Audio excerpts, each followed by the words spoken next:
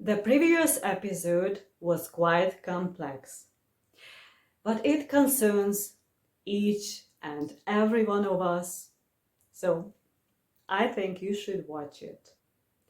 It will be suggested to you on the end screen, so make sure to click and watch it. But now let us have some fun. Imagine that you board a plane, fly to the edge of the world, and then you step off into the void. We are in the 21st century. Satellites orbit the Earth for decades. We send rovers to other planets. Voyager is almost 1 light day away. All the knowledge of the world is on our phone, that is, in our pocket. And still, there is a group of Homo sapiens who genuinely believe the Earth is flat. This is no joke. Flat Earthers community is an existing group. They believe that Antarctica is not a continent, but a wall of ice guarded by NASA people 24/7, so that no one can climb this wall and step into space. So today we'll deal with the most entertaining misconception in the world. Let's debunk the myth. But first of all, let's find out where it originates from. No, not from the Middle Ages. This was what I believed as well, but it is not true. Medieval people knew that the Earth was round. Christopher Columbus also knew that our planet was a sphere. His mistake was that he miscalculated its size. The flat Earth insanity came much later, in the 19th century. And this was invented by British scientists, at least one of them. His name was Samuel Rowbotham. He created something that he called zealothic astronomy. His concept was that we should believe only what we observe with our own eyes. It's fine, but then he got carried away, assuming that if we stand in a field and the field is flat, ergo the Earth is flat. Can this logic be questioned? The ancient Greeks, over 2,000 years ago, knew that the Earth was a sphere. There was someone named Eratosthenes who calculated Earth's circumference with the help of 2 sticks. The experiment can be repeated any time. 2 sticks are required to be put on a sunlit plane on the same longitude but different latitude. The stick in the south will cast much lesser shadow than the one in the north. Eratosthenes' calculation was with 98% accuracy. I don't want to humiliate flat earthers. I perceive them as 2-dimensional people in a 3-dimensional world, as if in the novel The Flatland, the square could not understand the sphere. And let us add that we do not understand all the dimensions either. We perceive only 3 or at best 4 of them, but there are many more.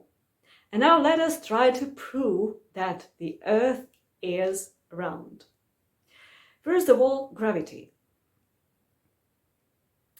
If Earth was a disk, gravity would not pull us down, but towards the center. It means that buildings would not stand closer to the edge. Trees would bend towards the center. And the oceans, no, they would not create a waterfall. They would not let by the ice wall anyway, but they would flow to the center as well. Lunar eclipses. What is a lunar eclipse? It occurs always during full moons when the Earth is positioned between the moon and the sun. When we see Earth's shadow on the moon, it is always arced. If the Earth was flat, we would sometimes see a razor-thin line, not an arc. The stars. Look up in the sky in the northern hemisphere, then go to the southern hemisphere, and you would see completely different stars. Time zones. They are required because Earth is a sphere. If it were not, it would be impossible that while there is noon at one place, it is midnight at the other. Airplanes accurately use their trajectory. They follow the so-called great circles. They do that to reach the destination in the shortest time. On a flat Earth, this would be illogical. GPS system would not work the way it works on our planet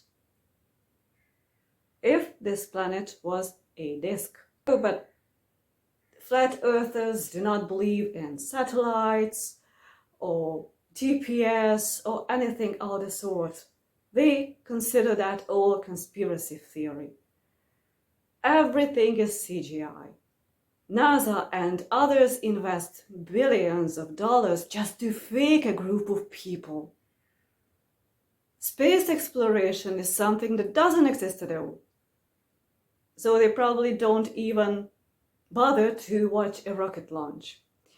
I watch a lot of them, as I've been kind of a space nerd in the last few years. So when you see a rocket lift off, you don't see it shoot straight up to the dome. The rocket tilts. It has to escape the thickest layers of atmosphere. Plus, it has to gain the first cosmic speed, that is 28,000 kilometers per hour, to escape Earth's gravity.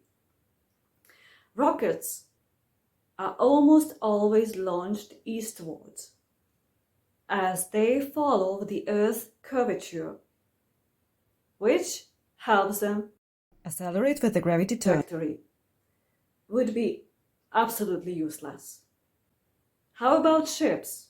When we observe a ship on the sea, it doesn't just get smaller as it distances, but the hull disappears first while the mast is still visible for a while, because water also curves on a sphere. So what's the verdict? Our planet is a beautiful sphere, speeding at 100,000 kilometers per hour in space. Skepticism is good, but denial without clues is unhealthy.